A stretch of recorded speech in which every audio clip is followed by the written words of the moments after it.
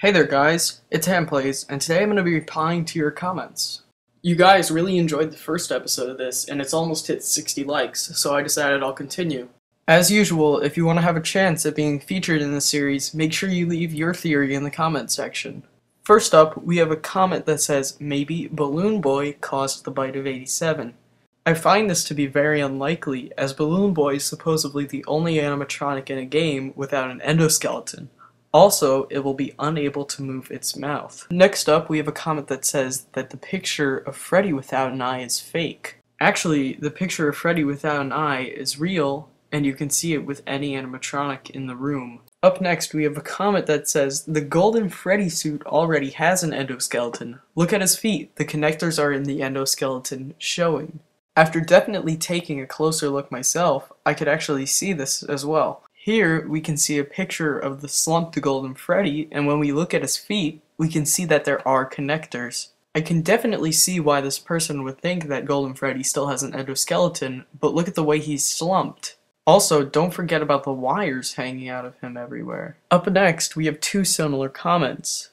The first one says, am I the only one that noticed Balloon Boy has neither a balloon or a sign in his hands when he is crawling in the vents? The other one says that do you believe Balloon Boy is real? Many people believe he is only a hallucination due to how he never attacks you.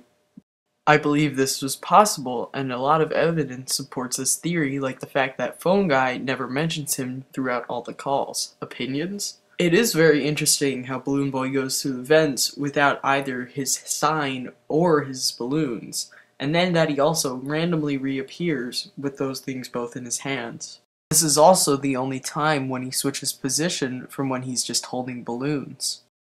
I think that Balloon Boy not being real is a complete possibility, but I also do think it is very unlikely. It's possible that we will be able to learn more about this in the third game. The next comment says, when I was playing Five Nights at Freddy's 2, Mangle appeared in my room. How do I get rid of her? When the Mangle appears in your room, there is no way to get rid of it. However, you can prevent them from getting into your room by checking the lights and putting on the Freddy mask if they appear at the vent. Up next, we have a comment that says, what about the rare crying kid poster in Five Nights at Freddy's 1? There's no doubt that this has a connection to the second game. We can see how much the poster resembles the face of the marionette in Five Nights at Freddy's 2.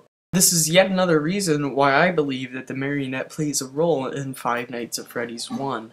The next comment says, I have a theory that Mangle is a boy. First he was mentioned by the Phone Guy, and he is a he in Ladies' Night. The meaning of Ladies' Night is that girls have a party or something like that, but there are also boys, but less than girls. I too believe that the Mangle is a boy.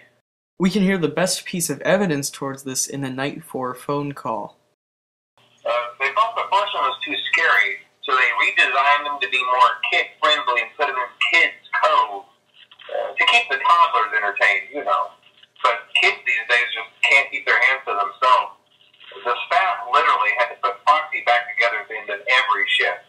Eventually they just stopped trying and left him as some kind of take-apart, put-back-together attraction. Now he's just a mess of parts.